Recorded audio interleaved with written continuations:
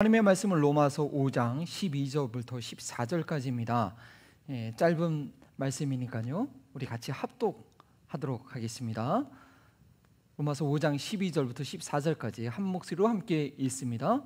그러므로 한 사람으로 말미암아 죄가 세상에 들어오고 죄로 말미암아 사망이 들어왔나니 이와 같이 모든 사람이 죄를 지었으므로 사망이 모든 사람에게 이르렀느니라.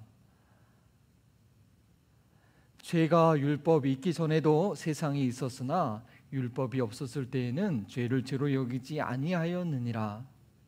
그러므로 아담으로부터 모세까지 아담의 범죄와 같은 죄를 짓지 아니하는 자들까지도 사망이 왕노를 하였나니 아담은 오실 자의 모양이라. 네, 로마서 강해 주일 20번째 시간, 같은 죄를 짓지 아니하는 자들까지로, 본문은 5장 12절부터 14절까지의 말씀을 가지고 부제로서는 원죄 오리지널 신이라고 하죠. 이런 제목으로 하나님 말씀 함께 나누겠습니다. 이런 우스갯소리, 이런 우스갯 질문 한번 들어보셨을 것 같습니다. 만약에 아담과 하와가, 에덴 동산에서 처음으로 지어졌던 아담과 하와가 한국 사람이었다면 어떤 일이 일어났을까요?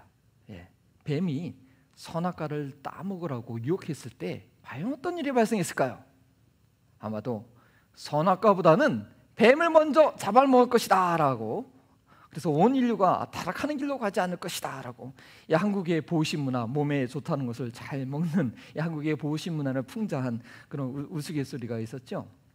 요즘에 한국이 코로나 바이러스를 정말 탁월하게 적극적으로 막아내는 것을 보면서, 만약 이 코로나 바이러스가 다른 곳이 아닌 한국에서 먼저 발생을 하고, 최근 의사들의 연구에 의하면 프랑스에서는 11월 마지막 주에도 코로나 바이러스 걸린 사람을 치료했다는 그런 얘기를 하고 있는데요.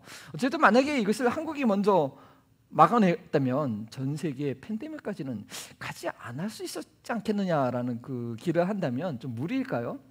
아무튼 우리 한국의 선방에 모든 나라들이 감사하고 있고요. 미국도 하루속히 이 어려움을 벗어날 수 있는 방법을 지혜롭게 선택할 수 있도록 우리가 꾸준하게 계속 우리 위정자들을 위해서 기도해야 됩니다. 제가 예전에 믿음에 관해서 이런 질문을 해본 적이 있습니다.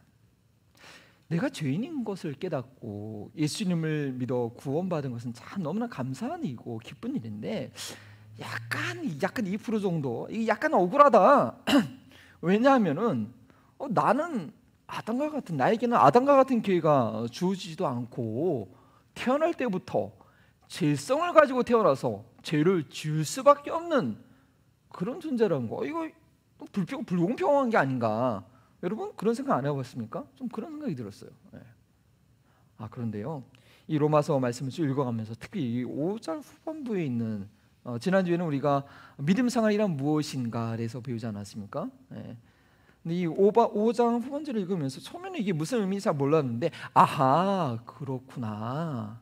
바로 이 본문을 읽으면서 그 억울했던 마음의 감정이 말끔히 해소되었습니다. 도리어 내가 아담과 같은 대표자의 자리에 있지 않은 것이 얼마나 감사한 일인지 알게 되었습니다. 로마서는요 죄송합니다. 아까 기도하면서 너무 흥분했더니 이 목소리가 많이 가라앉았네요. 로마서는 저희가 믿음 생활하면서 갖게 되는 여러 가지 궁금증들에 대한 답을 많이 주고 있습니다. 오늘 본문 말씀은 우리가 흔히 들어봤던 그 신학적 용어로는 원죄라고 하죠. 원죄, 원래 있던 죄, 영어로는 오리지널 신, 이 죄의 근원이라고 하는데, 이거에 대한 설명을 하는 그 근거가 되는 말씀입니다. 저희가 로마서 5장부터 8장을 그 로마서의 본론 중에 본론이라고 했습니다. 그래서 이 복음이 어떻게 우리 삶을 변화시키며 믿음으로 살아가는 그 원리에 대해서 설명해 주는 하나의 묶음이라고, 5장부터 8장은 떨어진 것이 아니라 하나의 묶음으로 저희가 봐야 된다고 했습니다. 그래서 지난주에 말씀드렸던 그 내용은, 본문은 5장 1절에서 11절까지는 그 전체의 모습을 그려주는 것인데, 이제 그 본격적인 내용을 이제 하나씩 이제 들어가게 됩니다. 그럼에 있어서 그 첫 번째 이슈는 뭐냐? 그렇다면 인간의 그 괴로움과 고통의 그 문제는 어떻게 시작되었는가? 그 근본적인 질문을 하면서 결국은 그 궁극적인 그 문제 해결의 방향성을 제시해주고 있는 것입니다. 저희가 이번 주와 그리고 다음 주까지 이게 원래 둘이 연결되는 것인데 좀 자세하게 보기 위해서 제가 분리해서 두 번에 걸쳐 얘기하지만 이번 주와 다음 주의 말씀을 통해서 저희가 알아야 할 내용과 결단할 내용은 무엇이냐? 이 구원이라는 것은요 대표성의 원리가 있다는 것입니다. 그래서 저희가 자신의 의가 아닌 그리스도의 의를 철저히 의지해야 된다는 것을 이번 주와 다음 주를 통해서 알게 되기를 바랍니다. 이번 주에는 먼저 오리지널 씬, 원죄가 무엇인지 살펴볼 것이고 다음 주에는 그것이 어떻게 복음안에서 해결된지를 볼 것입니다. 당신은 죄인입니다. 이런 말을 쉽게 받아들여질까요? 당신은 죽어서 지옥 불심판을 받아야 할 그런 죄인입니다. 이거 얘기하면 아무 정황 없이 네 맞습니다. 저는 죽어 마땅한 죄인입니다. 라고 수긍할 사람들이 얼마나 있겠습니까? 물론 예수님을 구주로 영접하신 분들은요 이 진리를 인정했기 때문에 믿으신 것입니다. 전도할 때 가장 큰 어려운 문제가 바로 이 부분이죠. 자신이 죄인임을 인정하게 하고 예수님의 속죄가 필요한 자라는 것을 동감하게 하는 것입니다. 저희는 이 부분을 해결하기 위해서 로마서의 본론의 서두에서 거의 한 달 동안 인간의 죄성에 대해서 고발하는 그런 시간을 계속 가졌습니다. 그러나 오늘 말씀은 더 근본적으로 접근합니다. 뭐냐고요? 너 태어날 때부터 죄인으로 태어났어 라고 말하는 것입니다. 이 부분에 대해서는 더 수긍하기가 어려울 것 같습니다. 아니 그럼 불공평한 일이 어딨어? 그럼 말도 안 되는 그런 상황이지 하고 반발하기 쉽다는 거죠. 차라리 뭐 내가 새로우면서 그래 잘못한 일들도 있고 뭐 그러니까 내가 좀 부족한 게 있지, 그래 나 지은 죄 있다 라고 인정하는 게 쉽지, 너는 아주 태어날 때부터 그렇게 몹쓸 게 태어나 먹어서 아예 그냥 너는 그게 네 운명이야, 그렇게 얘기하면 참 기분 나쁘잖아요. 어이없어지는 거죠. 그런데요 진리는 이것입니다. 잘 들어보시고 생각해 보십시오.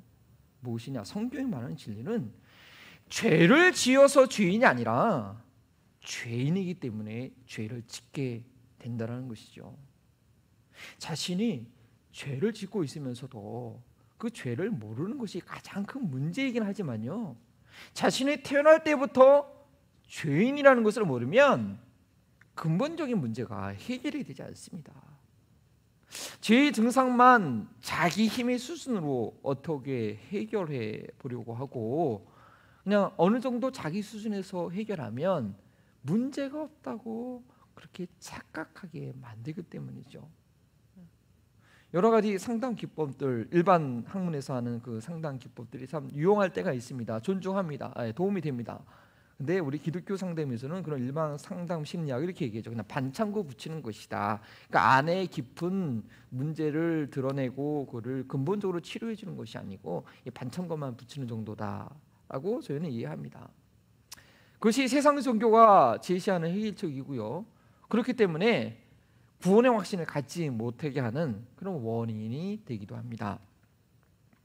죄인으로서 태어났기 때문에 죄를 짓게 된다는 사실을 알 때에야 죄의 증상, 그 근본적인 원인을 해결할 길을 알게 되고요, 죄 짓는 자신의 모습을 하나님께서 나를 받아주셨듯이 자신을 스스로 용서하고 용납할 수 있게 됩니다.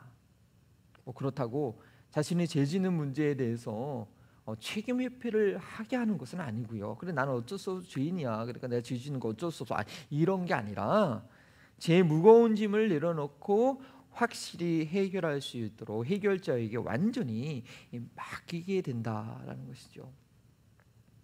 태어날 때부터 죄인으로 태어났다는 것에 대해서 오늘 로마서 본문은 어떻게 설명하는지 한번 보겠습니다. 먼저 12절 말씀 우리 다 함께 한번 읽어볼까요?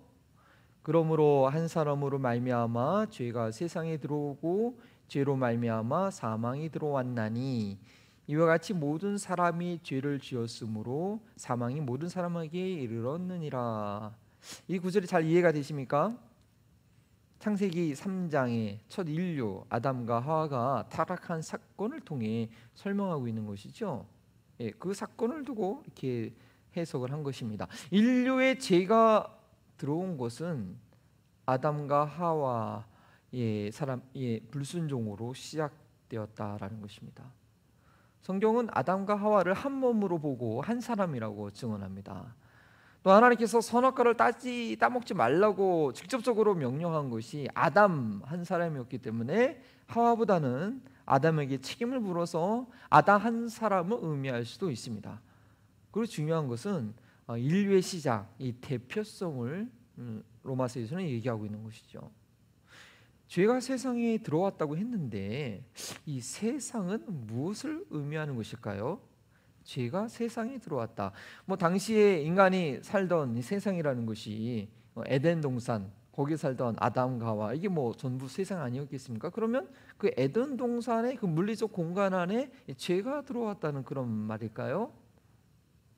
그때 이후로 죄가 이 세상에 또 돌아다니고, 바이러스가 마치 온 지구에 지금 돌아다니고 있는 것처럼 그때 이후로 이 세상에 죄가 들어온 것일까요? 그렇다고 한다면 아담과 하와를 유혹했던 이 뱀의 존재는 무엇입니까? 아담과 하와가 불순종하기 전에, 죄를 짓기 전에 이미 이 뱀이 있었는데, 죄는 뭐죠? 하나님을 반역하는 것이고, 뱀은 하나님을 반역하기 위하여 이미 동산에 숨어 있었던 그런 존재였습니다. 그렇다면 아담과 하와가 죄를 짓기 전에 이미 죄가 세상에 있던 것이 아닙니까? 따라서 그것보다는 세상은 인류를 의미해야 한다고 봐야 더 논리적으로 이해가 되는 것입니다. 아담 한 사람의 범죄로 인해서 영적 세계에서 하나님을 거역했던 그 천사, 그 사탄의 반역이, 그 죄가, 즉 인간 존재 안으로, 그때부터 인간 안으로, 인간의 의지 안으로 들어오게 됐다는 것이죠. 그런데 죄가 들어오면 반드시 따라오는 게 있습니다. 뭡니까? 결과는 죽음입니다. 그래서 인간이 죽음을 맞이하게 된 것이고, 이것은 이미 하나님께서 아담에게 선악과를 먹게 되는 날에는 죽게 된다라고 이미 말씀하신 바이죠. 그리고 이 죽음은요, 하나님과의 교제가 끊어지고 영원한 생명을 얻을 수 있는 생명나무 열매를 따먹을 수 없도록 에덴 동산에서 추방당했을 뿐 아니라 하나님과의 교제가 끊어지는, 또 영생의 길을 얻을 수 없는 그런 영적인 죽음뿐 아니라 흙으로 돌아가게 되는 육체적 죽음까지 당하게 되었습니다. 그리고 여기 이 사건은 아담과 하와가 후손을 낳기 전의 일입니다.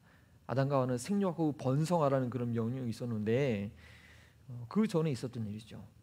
그들의 후손을 낳는 것은요, 에덴 동산에서 쫓겨나서 하나님과의 직접적인 교제 없이 육체의 죽음을 향해서 살아갈 때인데, 그래서 아담과 하와의 후손들은요, 마찬가지로 이러한 죽음의 연장선 가운데 태어났다라는 것입니다. 아담과 하와가 죄가 없었던 그런 순결한 상태에서 태어났던 것이 아니라 흙이니 흙으로 돌아가야 하는 상태에서 태어났고요, 하나님과의 교제가 에덴 동산에서처럼 자연스럽게 이루어지는 것이 아니라 의도적으로 믿음으로 제사라는 것을 드려야지 하나님과의 교제가 이루어지는 그런 영적 상태에서 태어난 것입니다. 이것이 아담 이후의 모든 인류의 상태입니다. 그것을 설명해 주듯이 12절 후반부는요, 그와 같이 모든 사람들이 죄를 범하여서 모든 사람들이 죽게 되었다고 말합니다. 그와 같이, 이와 같은 방법으로라는 이 접속사의 의미를 여러분 잘 이해하셔야 됩니다. 아담이 죄를 지어서 죽게 된 것처럼, 그 아담처럼 모든 사람들이 죽게 되었는데, 그것은 아담이 죽은 원인처럼 그 위에 모든 사람들도 같은 원리로 죄를 지어서 죽게 되었다는 그런 설명입니다. 이 땅에서 영원히 죽지 않고 아직까지 살아있는 사람이 있습니까? 단 한 명도 없지요. 육신을 가지고 이 땅에서 영원히 살 사람은 아담과 하와 이후로 단 한 명도 없었고 앞으로도 없을 것입니다. 물론 에녹과 엘리야처럼 하나님께서 특별히 육체적 죽음을 보지 않고 이렇게 하늘로 데리고 가신 사람들도 있습니다. 이것은 우리가 앞으로 들림받게 될 것이라는 그런 것을 구약에서 모델로 보여주는 것이 아닙니까? 그러나 그들이 그 육체의 몸을 가지고 이 땅에서 지금까지 살고 있는 것이 아닙니다. 그래서 무엇을 말해줍니까? 이 땅에 아담 이후로 태어났던 모든 사람들이 죄인이었고 다 지금 태어난 사람들도 모두가 죄인이라는 뜻입니다. 아담과 하와 이후에 이 땅에서 육신을 가지고 태어난 인간은요, 모두 다 한 명의 예외도 없이 죄인이다라는 것입니다. 그러나 육신을 가진 분 중에서 다 한 명의 예외가 있다는 것, 저를 잊어버리면 안 됩니다. 누구죠? 우리가 믿고 의지하는 바로 예수 그리스도, 성령으로 잉태하신, 이게 혈통적인 방법이 아니라 아담의 혈통을 따라 태어나는 것이 아니라 하나님의 특별한 방법으로 죄 없이 태어나셨고 또 죄 없는 삶은 모든 사단의 유혹을 이겨내신, 십자가에서 죽음으로 순종하신, 죄 없는 삶을 완성하신 예수님 한 분 계시죠. 단지 인간의 죄를 짊어지기 위해서 그 육신의 죄를 정하시고 죽으셨습니다. 로마서 8장에 있는 아주 중요한 말씀입니다. 나중에 다시 한번 설명드리게 됩니다. 그 인간의 죄를 위해서 대신 죽기 위해서 육신의 죄를 정하셨고, 그러므로 그 육신을 갖고 영원히 살지 못하고 살면 안 되고요, 죽으셨습니다. 죄가 없으심에도 죽으셨죠. 그러나 예수님은 영원히 살아계시죠. 어떻게 해요? 다시 부활하셔서 죄가 없으신 분인 것을 증명하셨고, 부활하신 몸으로 영원히 지금도 살아 계십니다.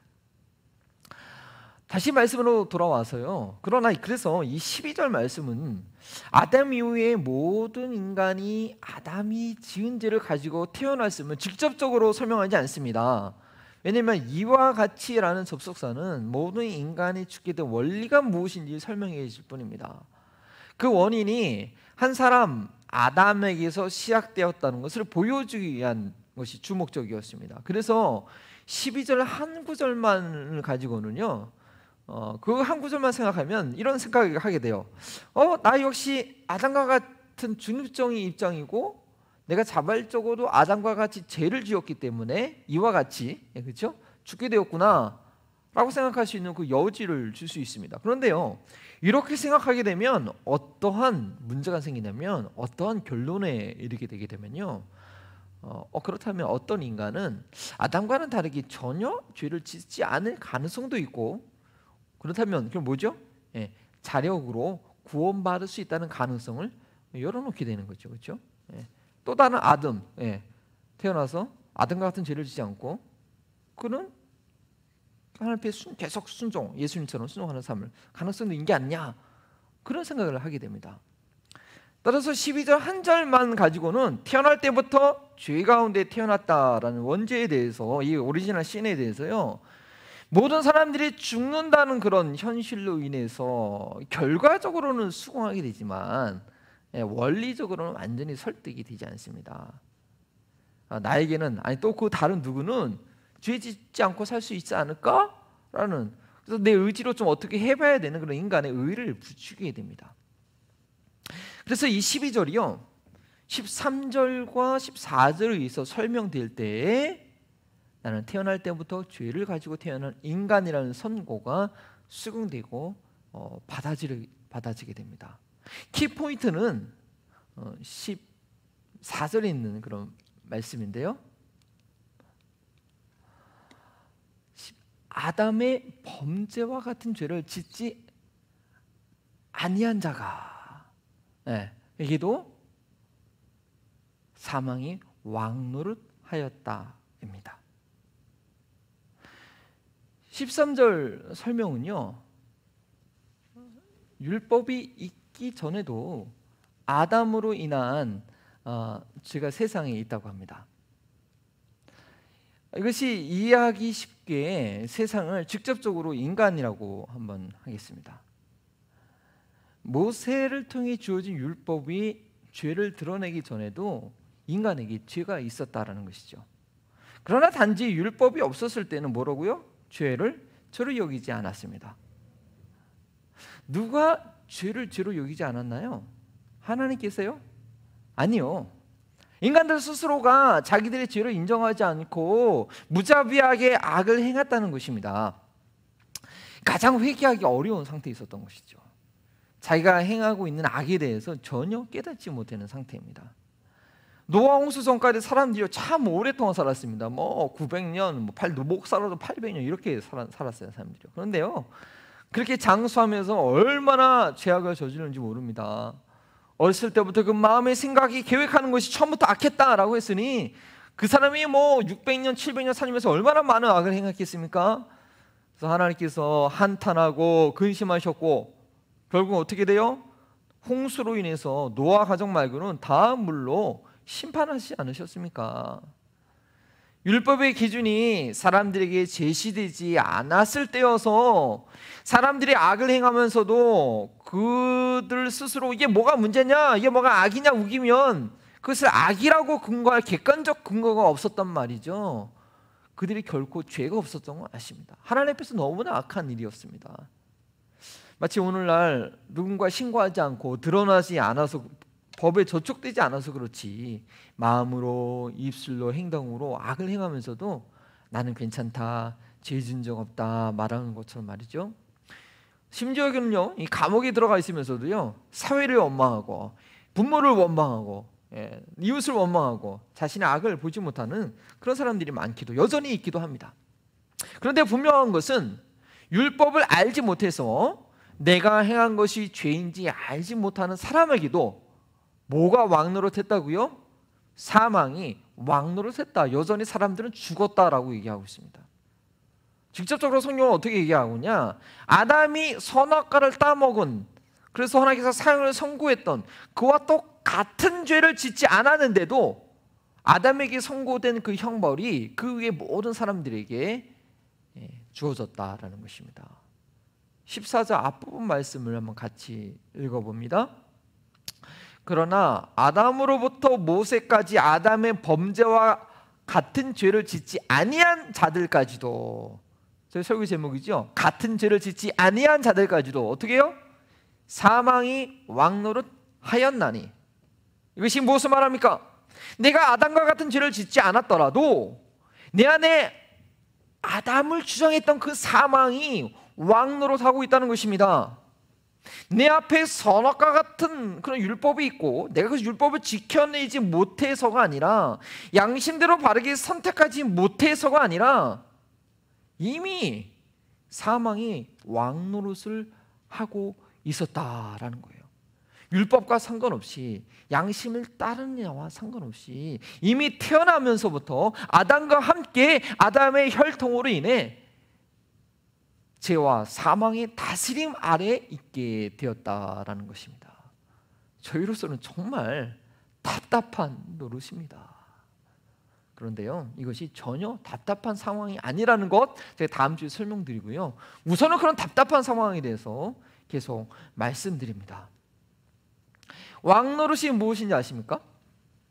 사극을 즐겨보신 분들, 왕 앞에 있는 신하들의 모습, 고개도 못 들고 이렇게 성은이 망극하옵니다. 왕이 한마디 하면 성은이 망극하옵니다.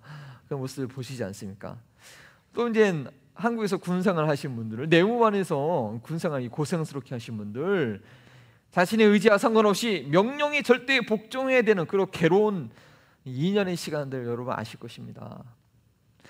한국에서 한때 청소년들 사이에 왕노릇 게임 때문에 사회적인 문제가 된 적이 있었습니다. 어떤 내기를 해서 지면요, 이긴 학생은 왕이 되는 거예요. 그리고 진 학생은 누구요? 신하가 되는 거죠. 신하제는 종이 되는 거예요. 그래서 왕이 시키는데도 뭐든지 다 해야 됩니다. 근데 문제는 이 인간이, 이 학생들도 이게 악한 있이 있어가지고 이 이긴 학생들이요, 짓궂은 각종 가학 행위를 시키고 이 진 학생들은 시킨 대로 다 하다라는 것이죠. 그래서 사회적인 큰 문제가 된 적이 있었습니다. 최근에 좀 문제가 되고 있는 N번방 사건, 거의 다 잡힌 것 같아요. 참 그 기사를 읽어보면 참 비참합니다. 그것도 비슷한 상황이죠. 약점을 잡힌 그 여성들, 심지어는 그 어린 여학생들까지도 그 수치스러운 그녀들의 영상을 갖고 있는 이들에게 시키는 대로 그냥 거기서 못 벗어나고 계속 그 부끄러운 일을 해야만 했었던 것입니다. 죄와 사망이 내 삶 가운데 왕노릇을 할 때 상황이 그렇다라는 것입니다. 왕이 명령하면요 꼼짝없이 따라하는 신하들처럼 죄와 사망이 내 감정과 의지와 생각을 복종을 시키는 것입니다. 왕의 명령 아래 있는 신하들처럼 벗어날 수가 없는 것입니다. 도박 중독에 걸린 사람들 보십시오. 그런 얘기 흔히 듣지 않습니까? 손가락을 잘라가면서 내가 다시는 그냥 우리 집안을 그냥 망하는 이 도박을 하지 않겠다 결심을 해도 제가 도박하는 심리를 부추기며 10손가락 다 잘라가면서 자기 자녀들 자기 아내까지 팔아가면서 그 도박장에 터닥달락 하는 거 아닙니까? 거기에 노예처럼 복종하는 거예요. 내 딴은 그래 자기 의지적으로 내가 한 번만 더 내가 이제 그렇게 하는 것 같지만 아니에요. 그거 그냥 죄한테 종로로 타고 있는 거예요. 섞고 있는 것이죠. 쇼핑 중독, 인터넷 중독, 음란물 중독, 알코올 중독, 니코틴 중독, 도벽, 이 자신의 삶을 파괴하는 것을 알면서도 벗어나지 못한 중독들은요 이 심리적인 문제도 있지만 그 표면적인 문제 이전에 뭐냐? 죄의 영향력 아래에 있는 영적인 문제라는 것, 이거 간파하지 못하면 절대 벗어나지 못합니다. 사도 바울은요 그러한 자신의 그런 경험을 이렇게 고백합니다. 로마서 7장 15절 말씀이죠. 내가 행하는 것을 내가 알지 못하노니 곧 내가 원하는 것을 행하지 아니하고 도리어 미워하는 것을 행함이라.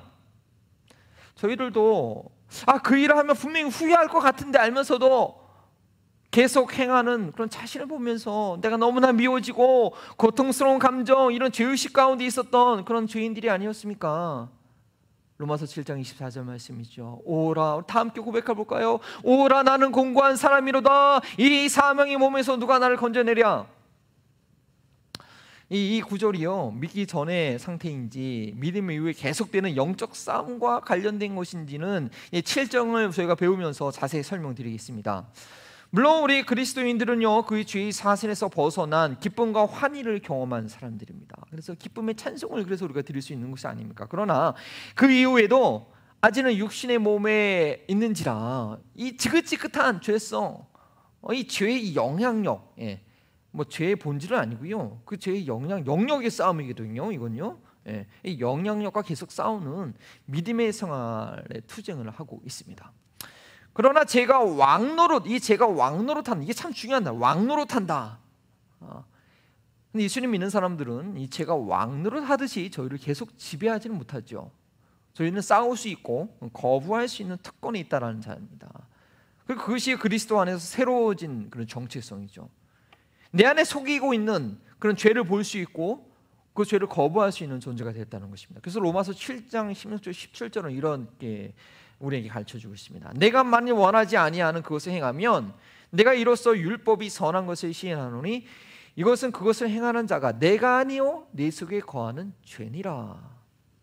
제가 7장에서 자세히 설명드릴 말씀이겠지만 미리 말씀드리는 것은요 이것이 아주 중요한 우리의 믿음 생활에 복음이 우리의 삶을 변화시키게 하는 그러한 중요한 내용이기 때문에 한 번 더 기억하시라고 말씀드립니다. 놀라운 발견이죠. 그거 행하는 자가 내가 아니고 내 안에 어느 죄다.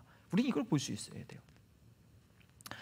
그런데요 이런 영적 도전과 괴로움은요 나 한 사람이 좀 유별나서 내가 좀 못돼서 내 태어난 천성이 그래서 유별나서 겪는 게 아니라 말을 하지 않아서 그렇지 인간이라면 누구든지 직면하고 있는 문제라는 것입니다. 즉 죄 아래 태어난 모든 인간들의 공통적인 그런 고통입니다. 자신은 마음만 먹으면 뭐든지 하고 싶은 대로 할 수 있고 목표한 바를 성취할 수 있고 그 무엇에도 제한받지 않는 그런 자윤이라고 자부한다 할지라도 반복되는 죄의 문제를 해결하지 못하면 예수께서 말씀하신 대로 결국 그것은 가장 무서운 가장 잔인한 그 주인 바로 죄의 노예일 뿐입니다. 가장 악독한 주인은요 가장 악독한 상사는 다른 것이 아니라 바로 죄입니다. 그렇게 고상하던 대학 교수가 존경받던 정치인이, 의사 등 전문 직종에 있던 사람들이, 때로는 목회자들이 하루아침에 모든 공직과 직장과 사역에서 쫓겨나고 그 명예를 실추하는 그 행동을 하는 이유가 무엇이겠습니까? 자신이 죄의 종으로 있다는 것을 모르고 있기 때문입니다. 자기가 그런 거짓을, 그런 부끄러운 짓을 대놓고 할 수 있으리라고는 아마 상상도 못했겠지요. 그런데 그 삶을 면밀히 이렇게 자세히 살펴보면요, 죄가 시키는 대로 조금씩 은밀히 하다가 나중에는 다 들통내고 결국 자기 파멸에 이르게 되는 것입니다. 어쩌면 그렇게 드러나는 것이 그 사람에게 복일 수 있습니다. 그렇게 지옥 심판 받지 않고 부끄러움 당해서 돌이킬 수만 있다면 그게 다행일지는 모르죠. 자유가 아니면 죽음을 달라. 미국이 자유라는 가치를 아무리 부르짖고 외쳐도요, 이 실상을 가만히 들여다보면 아주 이기적인 욕망에 매여 있는 자유라는 것입니다. 나의 자유를 위해서는요, 다른 사람들의 목숨과 경제적인 손해는 아랑곳하지 않는 그런 이기심을 포장한 욕망일 뿐이라는 것, 지금 사회의 현상이 드러내고 있지 않습니까? 공공의 선을 추구하는 그런 자유가 아니고요, 그냥 자기 나라만 잘 되면 그만, 내 가정만 안전하면 그만, 총기 사건가 나던 말건, 자기 안전을 위해서는요, 자국의 안전을 위해서는 수많은 사람들이 이렇게 굶어 죽든지 상관하지 않는 거예요. 일단 내 나라가 잘 돼야 된다는 거죠. 그게 우리나라 자유다. 뭐 내가 하겠다는데 뭔 소리냐. 자신의 자유로운 삶을 위해서는요, 힘없는 태아의 생명을 죄책감 없이 죽이는 아주 악랄한 그런 욕망을 자유라는 이름으로 포장해서 그것을 법제화하려 하는 운동이 이 땅 가운데 일어나고 있는 것입니다. 모든 인간은요, 또한 죽음을 해결하지 못한 죽음의 노예입니다. 부활의 소망이 없는 인간은요, 일평생 죽음이라는 것, 그런 두려움에 매여 있어요.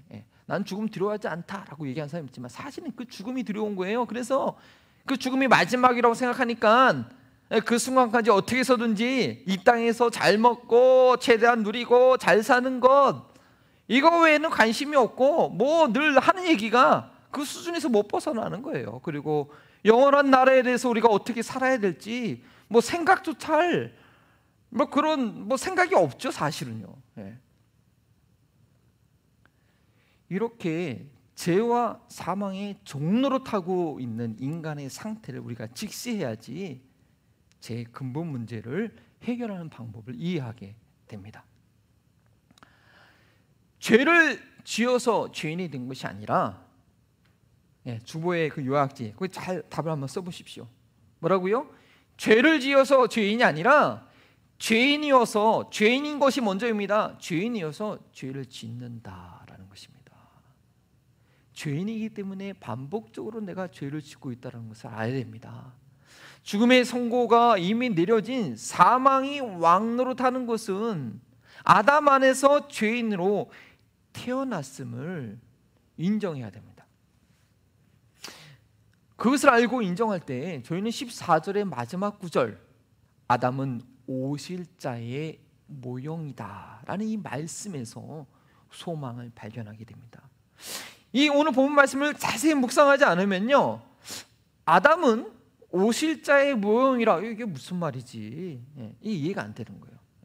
요 바로 14절 마지막 구절과 다시 15절부터 그 뒷부분이 이제 연결이 되는 건데요, 우리 모두가 아담이 지은 그 죄 안에 있다는 것을 인정할 때, 나는 태어나서부터 아담이 지은 그 죄와 그 선고가 내 위에 있다는 것을 인정할 때, 그의 순종에 실패한 첫 번째 아담이 아니라 순종에 성공한 두 번째 아담, 예수 그리스도 안에서 회복될 수 있는 소망을 갖게 되는 겁니다.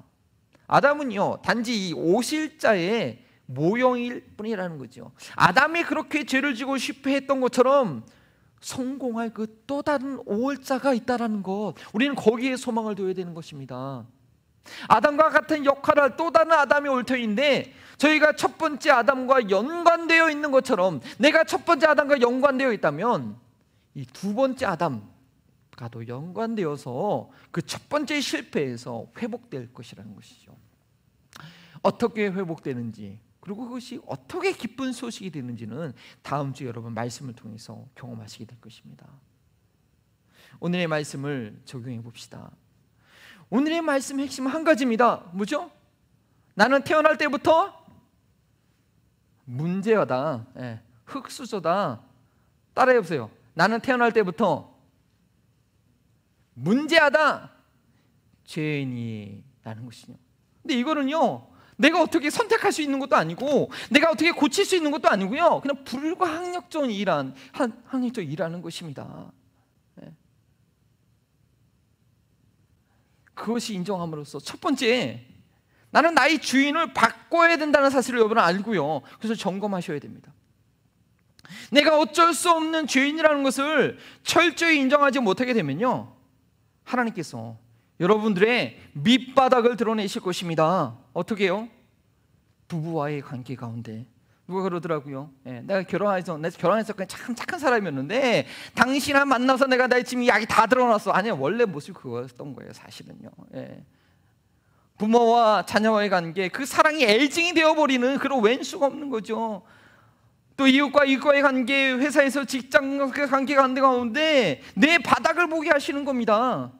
때로는요, 교회의 사역을 통해서 나의 바닥을 보게 하십니다. 그리고 가장 비참한 건 뭐냐? 자기 자신과의 관계에서 바닥을 보게 하시는 거죠. 어쩌면 그게 가장 큰 문제죠. 죄악을 향해서 거침없이 달려가는 나의 모습을 보면서 주여 나를 건져주소서라고 고백할 수밖에 없는 자기의 모습을 보게 하시는 것입니다. 근데 하나님께서 왜 이렇게 바닥을 보게 하실까요? 내 안에 선한 것이 하나도 없다라는 것, 내가 가진 것으로 나의 의지로 나의 힘으로 할 수 없다라는 것, 그리고 두 손 들고 포기하고 하나님께 나오도록 하게 하시는 것이죠. 내 안에 이미 사망이 내 위에 왕 노릇하고 있다는 것, 그거 알고 네 왕 바꿔야 된다, 네 주인 바꿔야 된다, 그것을 확실히 깨닫게 하시기 위해서 하나님께서 우리에게 바닥을 보여주시는 것입니다. 두 번째로는요, 자신의 모습을 그렇게 발견하고 주님을 의지하는 자가 되었다고 한다면 어떻게 될까요? 여전히 그런 죄악 가운데, 태어날 때부터 있던 그 죄악 가운데 있던 그 이웃들에 대한 국률한 마음을 우리는 가져야 된다라는 것입니다. 정말 그들에 향해서 우리가 국률한 마음이 없다는 것은요, 그냥 아직 자기 모습을 제대로 모르는 거예요. 내가 얼마나 악독한 그 밑바닥이 있었는지 아직 모르기 때문에 그 이웃에 있는 그 밑바닥의 상황을 모르는 거죠. 근데 그런 모습 내가 알고 또 그렇게 해서 건진받았는데 그럼에도 불구하고 여전히 저 괴로움과 고통과 소망 없는 삶을 하루하루 살아가고 있는 저들을 향해서 국률한 마음이 없다면, 저들을 건져내야겠다는 마음이 없다면, 그건요 참으로 잔인한 양심을 갖고 있는 것입니다. 그럴 수가 없는 거죠. 그 양심이 이미 깨져서 믿음에서 파산한 자일 수 있습니다. 아니 이 양심 밑바닥 깨져서 이제 점점 내려가고 있는 상황일 수도 있다는 것입니다. 그래서 제가 매주마다 새벽마다 함께 기도하고 잃어버린 영혼들을 위해서 우리가 기도하고 선교지를 위해서 기도하고 이 지역사회의 주를 알지 못한 영혼들을 찾아가고 그들에게 나아가야 된다는 걸 이렇게 강조하는 이유가 바로 우리의 믿음을 바로 세우기 위해서라는 것입니다. 아담과 같은 죄를 짓지 아니한 자들까지도 우리는 모두 그 죄 아래에 있던 자였고 아직도 그 죄 아래에 있는 자들이 많이 있다라는 것입니다. 태어날 때부터 본인의 선택도 아니요, 어쩔 수 없이 이 죄에 매여 있는 영혼들, 우리도 그런 영혼이었고 그런 영혼들을 건지라고 우리에게 은혜를 주셨다는 것 우리가 알고, 이 로마서에서 가르치고 있는 복음을 통해서 우리 모두 함께 일어나 깨어날 수 있기를 주의 이름으로 축원합니다. 오늘 우리에게 주신 말씀을 생각하면서 함께 찬양드립니다. 사망의 그늘에 앉아 죽어가는 나의 백성들.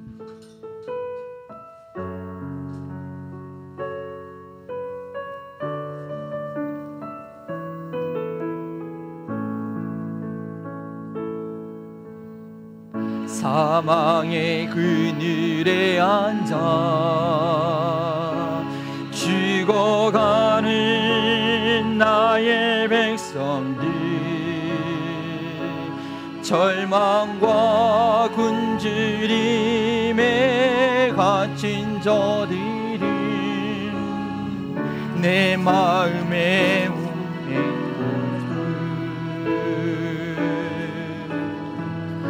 고통의 멍에에 매여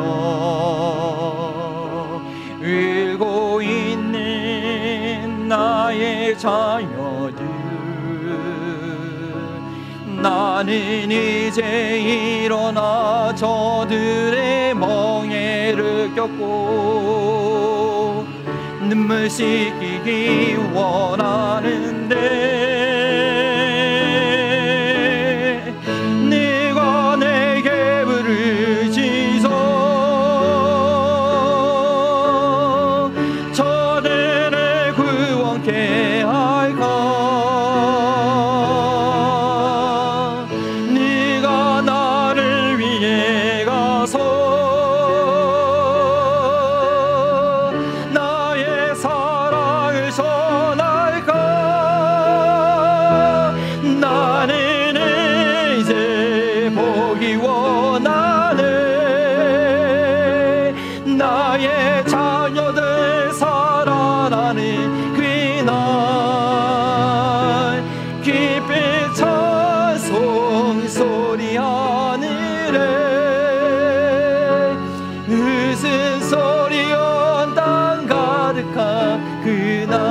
누가 내게 부르짖어, 누가 너를 부르짖어,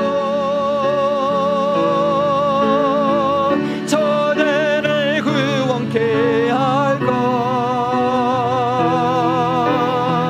네가 나를 위해 가서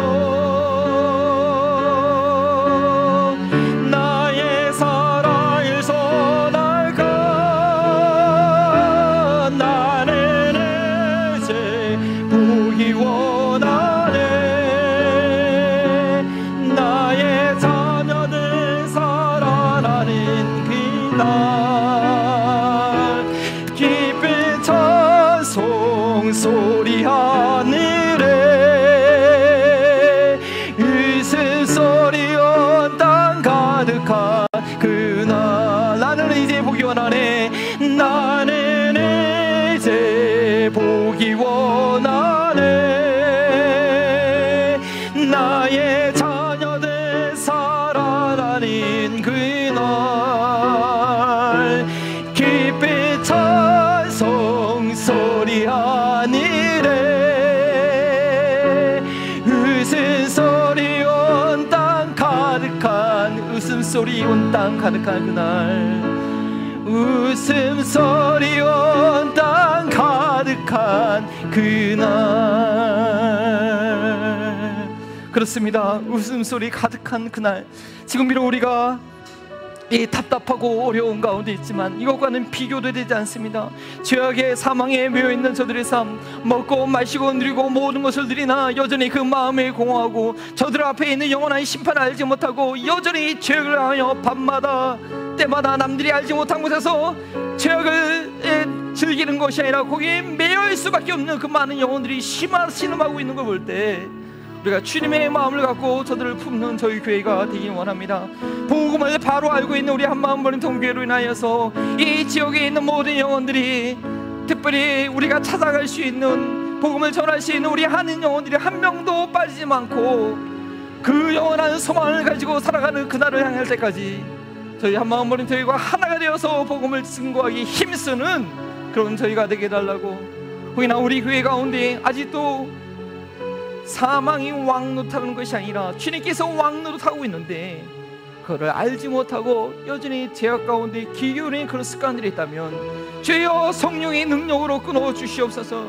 주여 성령의 능력으로 새로워지게 하여 주시옵소서. 나의 주인이 나의 왕이 예수 그리스도이신 줄 알고 그 주님과 함께 그 주님께 복종하는 삶으로 완전히 돌이키게 하옵소서.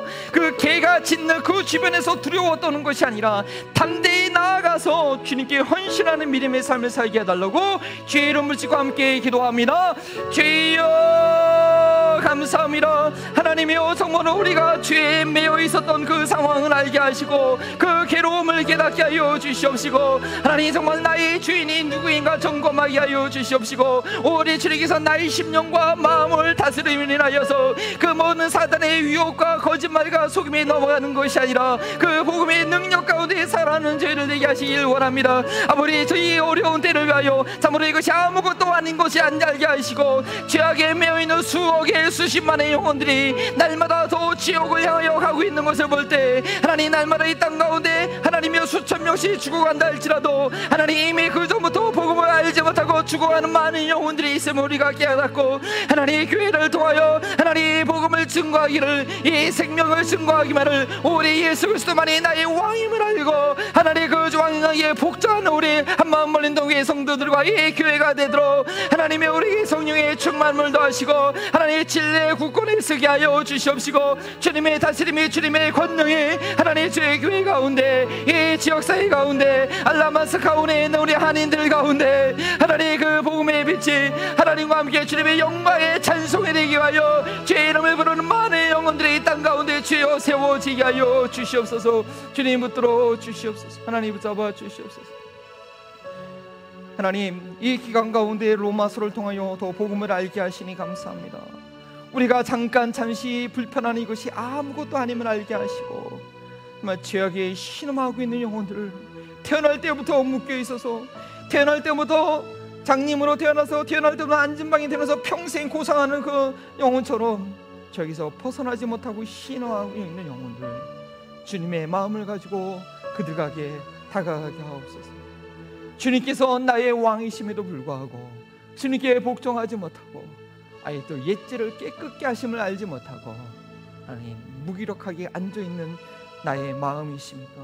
주여, 이 기간에 주님을 찾게 하여 주시고 결단하게 하여 주시옵시고, 하루하루 날마다 십자가를 지고 세상 즐거움이 아니라 주님 안에 있는 즐거움을 누리는 참다운 믿음 가운데 이번 기간을 통하여 우리를 연단하여 주시옵소서. 하나님, 하나님의 뜻 가운데 있던 주의 백성들, 그 가뭄 중에라도 살았다의 가부를 기억하여 주셔서 그 떡덩이가, 그 기름 반죽이 마르지 않도록 돌보셨던 하나님, 하나님께서 원하시는 그 뜻을 다 성취하기까지 우리 한마음 버린 동교의 성도들 지키시고 보호할 줄 압니다.